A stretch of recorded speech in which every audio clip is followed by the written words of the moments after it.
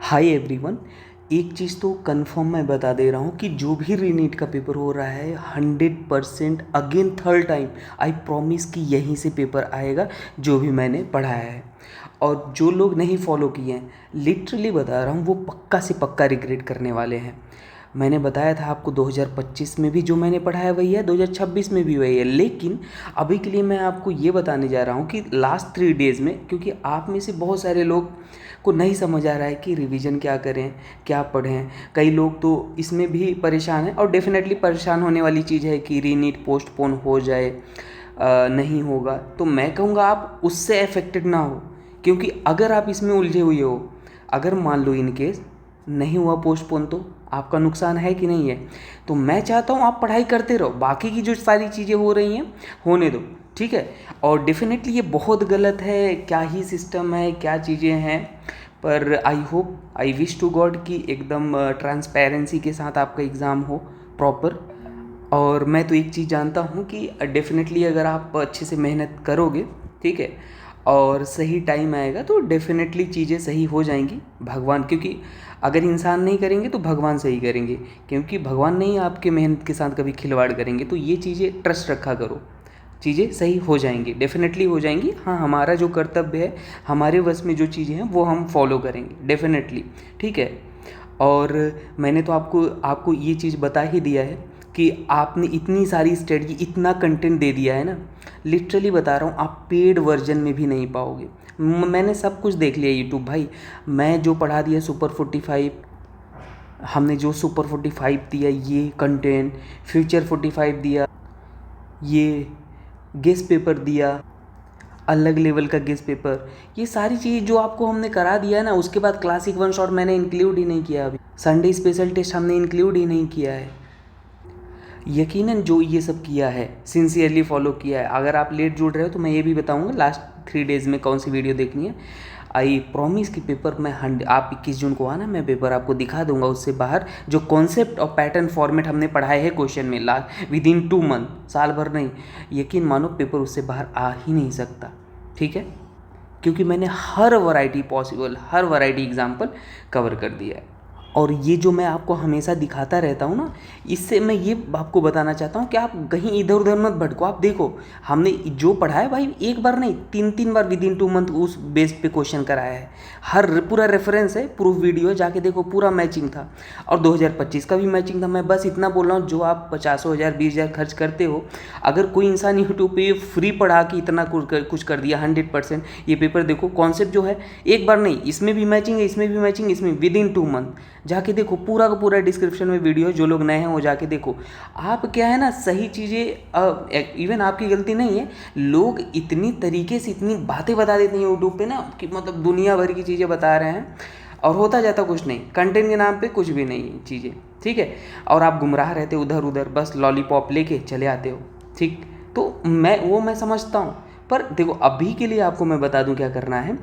Simply last 3 days है। पहली चीज़ तो मैं एक चीज़ ये बता दूं कि जो लोग जीरो पे भाई, उनका कुछ नहीं होगा। अब आपको परेशान रोना भी नहीं है, ठीक है। आप ही सोचो यार, अगर आप कोई रिसर्च नहीं किया और आपको नोबेल प्राइज़ मिले, क्या आप एक्सेप्ट करोगे? वो खुशी होगी जो आप चाहते हो। तो द बेस्ट थिंग कि आपके लास्ट 3 डेज़ में आपको ऐसा कुछ नहीं होने वाला है कि 100 मार्क्स आ जाएंगे, आपके 200 मार्क्स आ जाएंगे, कोई जादू नहीं होगा, ठीक है, टू बी ऑनेस्ट। तो आपको जिन्होंने जीरो पे पढ़ाई की है, साल भर से पढ़ाई नहीं किया, तो उनका कुछ नहीं होगा अभी 3 डेज़ में। लेकिन हाँ, जिन्होंने साल भर से पढ़ाई किया है और जो सच में मेहनत की है, तो डेफिनेटली उनके लिए अच्छा ही होगा। और मैं आपको बता देता हूँ, लास्ट डे में आपको समझ नहीं आता रिवीजन कैसे करना है, क्या नहीं करना है।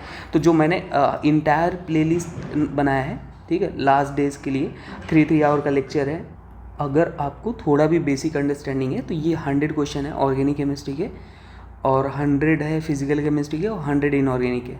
ऑलमोस्ट इसमें सारे कोर लेवल के कॉन्सेप्ट कवर्ड हैं और बहुत ही बेहतरीन एक्सप्लेनेशन है। आप एक बार जाके इसको चेक करना। तो इसमें क्या है कि आपके 3 आवर में पूरी ऑर्गेनिक कवर, इसके साथ थियरी भी कवर हो जाएगी, और जो क्वेश्चन है वो भी कवर्ड है, और सारे बेहतरीन क्वेश्चन कवर्ड हैं। ऐसा नहीं है ये टाइम पास वाले हैं। तो आप इसको देख लो। उसके बाद फिजिकल केमिस्ट्री के जो भी आपके क्वेश्चन है, ऐसे ही 100 क्वेश्चन है, ये फिजिकल केमिस्ट्री के क्वेश्चंस है, तो आपको इसको भी देख लेने हैं। तो इसमें भी सारे हर चैप्टर के ऑलमोस्ट सारे इंपॉर्टेंट चीज़ें कवर्ड हैं। तो लास्ट में जो रिवीजन वाला पार्ट है आप इससे कर सकते हो। और बाकी जो मुझसे पहले से जुड़ चुके हैं, तो आपको सुपर 45 देखते ही रहना है पीडीएफ के थ्रू। आप सॉल्व नहीं करना है, पीडीएफ के थ्रू रिवीजन करना है सुपर 45, उसके बाद गेस पेपर 10 कर लेने हैं, ठीक है। ये पहले से जो जुड़े हैं लोग वो पीडीएफ फटाफट ऐसे बढ़ा के हाँ फॉर्मूले के साथ साथ रिवीजन करना है और रैंडमली लिखते भी रहना है। कभी कभी हम पढ़ते रहते हैं और लिखते नहीं हैं और जब एग्ज़ाम में आया क्वेश्चन तो आप फंस जाओगे, तो ऐसा नहीं है। और ये जो रिसेंट में हमें पहली बार देख रहे हैं उनके लिए है कि ये आप प्ले लिस्ट देख लो, हो जाएगा। तीनों हैं, ऑर्गेनिक, इनऑर्गेनिक, फिजिकल, ठीक है। और उसके पहले बहुत सारी चीज़ें हमने कराई है। हमने 5 स्टेप स्टडी कराया था, जो कि फर्स्ट स्टेप था क्लासिक वन शॉट, एक ऐसा वन शॉट जिसे देखने के बाद आपसे सारे कुछ वैरायटी के क्वेश्चंस भी सॉल्व हों।